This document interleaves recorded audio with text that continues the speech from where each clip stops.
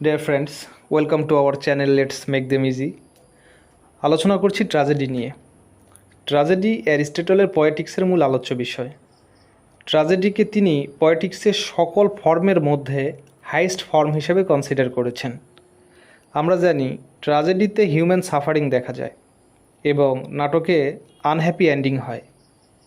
প্রোটাগনিস্টের সীমাহীন দুঃখ কষ্ট চিত্রিত হয় ট্র্যাজেডিতে। ক্লাসিক্যাল এবং শেক্সপিয়ারিয়ান ট্র্যাজেডিতে হিরোর চারিত্রিক ত্রুটির মাধ্যমে ট্র্যাজেডি শুরু হয়, অর্থাৎ তার চারিত্রিক ত্রুটি বা ইরর ইন জাজমেন্টের মধ্য দিয়েই তার দুঃখ কষ্ট শুরু হয়।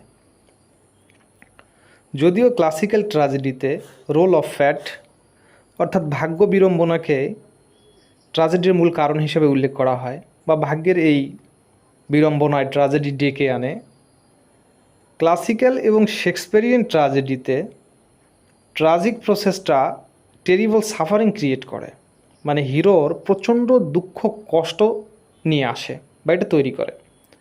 হিরো আলটিমেটলি মারাও যায়। যদিও সোসাইটিতে তার লুপ্তি পজিশন ছিল, সন্তোষজনক একটা অবস্থান ছিল, কিন্তু সামান্য ইরর ইন জাজমেন্টের কারণে বা ছোট ছোট ভুলের কারণে সে সুখ থেকে দুঃখের দিকে ডাইভার্ট করে, অর্থাৎ ট্রান্সফার করে হ্যাপিনেস টু মিজারির দিকে বা সরোর দিকে সে মুভ করে। হিরোর এই মৃত্যু বা ধ্বংস, যেটা নৈতিক, ডিগনিফাইড অ্যান্ড অনারেবল, এটাকে মন্দ ভাবা হয় না, এটাকে ভালোই ভাবা হয়। গ্রিক কনসেপ্ট অনুযায়ী tragedy full of sorrow and suffering, মানে গ্রিকদের যে ট্র্যাজেডির কনসেপ্ট রয়েছে এখানে পুরো ট্র্যাজেডিটাই full of sorrow and suffering, দুঃখ কষ্টে পূর্ণ। সে এই কষ্ট ভোগ করে নিজের কারণে অথবা বাহিরের কোনো কারণে, অর্থাৎ হিরো যে সাফারার হয়ে যায়, দুঃখ কষ্ট ভোগ করতে শুরু করে, এটা কখনো নিজের কারণেও হতে পারে আবার অথবা অন্যের কারণেও হতে পারে। অ্যারিস্টটলের ট্র্যাজেডির কনসেপ্ট এবং গ্রিক ট্র্যাজেডির কনসেপ্টের মধ্যে যথার্থ মিল রয়েছে। ট্র্যাজেডির ডিফিনিশনটা দিয়েছেন অ্যারিস্টটল এইভাবে: according to Aristotle, tragedy then is representation of an action. অর্থাৎ তিনি বলছেন ট্র্যাজেডি হচ্ছে একটা অ্যাকশান বা ক্রিয়া। রিপ্রেজেন্টেশন মানে কি? উপস্থাপনা। অর্থাৎ একটা ক্রিয়ার উপস্থাপনা বা সাবলীল উপস্থাপনই হচ্ছে tragedy. That is worth serious attention. That এই অ্যাকশানকে বোঝাচ্ছে। ইজ ওর্থ সিরিয়াস অ্যাটেনশন, যেটার মধ্যে সাংঘাতিক কি থাকবে? অ্যাটেনশান থাকবে, মনোযোগ থাকবে, মনোযোগ আকর্ষণ করার যোগ্যতা রাখে। কোনটা সেটা? এই অ্যাকশান। যে অ্যাকশানটা উপস্থাপন করা হবে সেই অ্যাকশানটা মানুষের মনোযোগ আকর্ষণ করার যোগ্যতা রাখে, মানুষ আকৃষ্ট হয়। কমপ্লিট ইন ইটসেলফ, এটা একদম পূর্ণ, এর মধ্যে কোনো ফাঁকা নেই, এমটি নেই। অ্যান্ড অফ সাম অ্যাম্পলিটিউড, এর মধ্যে কিছু প্রশস্ততা রয়েছে। অ্যাম্পলিটিউড এখানে প্রশস্ততা, গভীরতা, এরকম। অর্থাৎ এই ট্র্যাজেডি একদম পূর্ণ, সম্পূর্ণ, এর মধ্যে কোনো ঘাটতি নেই, কোনো ফাঁকা নেই। এটার মধ্যে প্রশস্ততা রয়েছে, সুগভীরতা রয়েছে। In language enriched by a variety of artistic device, বলছে এর যে ল্যাঙ্গুয়েজটা থাকবে সেটা সমৃদ্ধ। কিসে সমৃদ্ধ? বৈচিত্র্যপূর্ণ আর্টিস্টিক ডিভাইস দ্বারা সমৃদ্ধ। Appropriate to the several parts of the play, যেটা এই নাটকের বেশ কিছু অংশের জন্য খুবই উপযুক্ত। এখানে আর্টিস্টিক ডিভাইসগুলো আপনারা বোঝেন, এখানে সিমিলি থাকতে পারে, মেটাফোর থাকতে পারে, personification, symbol, irony, climax, anti climax, alliteration, assonance, hyperbole অথবা প্যারাডক্স, বা আরও যেসব ল্যাঙ্গুয়েজ অর্নামেন্টগুলো রয়েছে, আর্টিস্টিক ডিভাইসগুলো রয়েছে, এই আর্টিস্টিক ডিভাইসগুলো এতে যুক্ত থাকবে।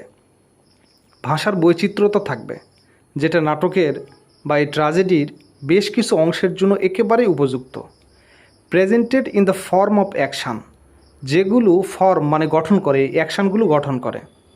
নট ন্যারেশন, এখানে ডিসক্রিপশন থাকবে না বা কোনো বর্ণনা থাকবে না, তাদের সেই ক্রিয়া বা অভিনয়ের মধ্য দিয়েই তাদের এই যে দিকে ফোকাস করতে চাচ্ছেন সেই দিকটাকে তুলে ধরবেন। এখানে ন্যারেশন কথার মাধ্যমে আসবে না, ডায়লগের মাধ্যমে খুব একটা আসবে না, কিন্তু তাদের এই অভিনয়ের মধ্য দিয়ে বা অ্যাকশানের মধ্য দিয়ে ওই বিষয়গুলোতে মানে ফুটে উঠবে ট্র্যাজেডিতে। By means of pity and fears bring about the purgation of such emotions. বলছে by means of pity and fears bring about মানে ঘটা এখানে বোঝাচ্ছে যে কি ঘটবে, পিটি এবং ফেয়ার করুণা এবং ভীতির সৃষ্টি করবে তাদের এই অভিনয় দেখে। দ্য পার্গেশন অফ সাস ইমোশন অর্থাৎ এখানে ইমোশনের কি হয়, পার্গেশন হয়, বিশোধন হয় বা মুক্তি লাভ করে, স্বস্তি লাভ করে, এইরকম যে তাদের মধ্যে একটা ইমোশন থাকে। এই নাটকে যে ফেয়ার এবং পিটি দেখা যায়, অর্থাৎ আরও সহজ করে বলি, প্রোটাগনিস্টের সীমাহীন দুঃখ কষ্ট দেখে ভিউয়ার্সদের মধ্যে যে একটা শিহরণ জাগে, তাদের মধ্যে পিটি এবং করুণা অথবা ফেয়ার জাগে, ভয় জাগে, এটা পার্গেশন হয়, এটা রিলিফ হয়, ইমোশনটা রিলিফ হয় এবং তারা স্বস্তি বোধ করে। অ্যারিস্টটলের মতে ট্র্যাজেডি অন্যান্য ফর্মের চেয়ে সুপারিয়র বা উৎকৃষ্ট, যেটাতে ইনার প্রবলেমস থাকে, থটস থাকে, ক্রাইসিস থাকে, হ্যাপিনেস থাকে অ্যান্ড আনহ্যাপিনেস থাকে, যেগুলোর কম্বিনেশনের মধ্য দিয়েই বা যেগুলো কনস্টিটিউট করে the action of a tragedy. অর্থাৎ ট্র্যাজেডির এই অ্যাকশানগুলো গঠন করে এইগুলো, কোনগুলো, inner problems, thoughts, crisis, happiness and unhappiness, এগুলো দিয়েই অ্যাকশান তৈরি হয়। ট্র্যাজেডিতে শেষে সম্পূর্ণ দুঃখের পরিসমাপ্তি ঘটে না, কিন্তু ভিউয়ার্সদের মধ্যে একটা পিটি বা ফেয়ার অরিজিনেট করে এবং অবশেষে এটা রিলিফ করে, তারা স্বস্তি পায়। অ্যারিস্টটল ট্র্যাজেডির ডিফিনেশন দিয়েছেন এবং এর এলিমেন্টের কথাও উল্লেখ করেছেন। তার মতে প্রত্যেকটা ট্র্যাজেডিতে 6টি ফরমেটিভস এলিমেন্ট আবশ্যক বা রয়েছে। এগুলো হচ্ছে plot, characters, diction, spectacles, thought and song অথবা পরিপাঠ। এগুলোর মধ্যে প্লটকে তিনি খুবই গুরুত্বপূর্ণ হিসেবে ভেবেছেন এবং 1 নম্বর পজিশনে রেখেছেন।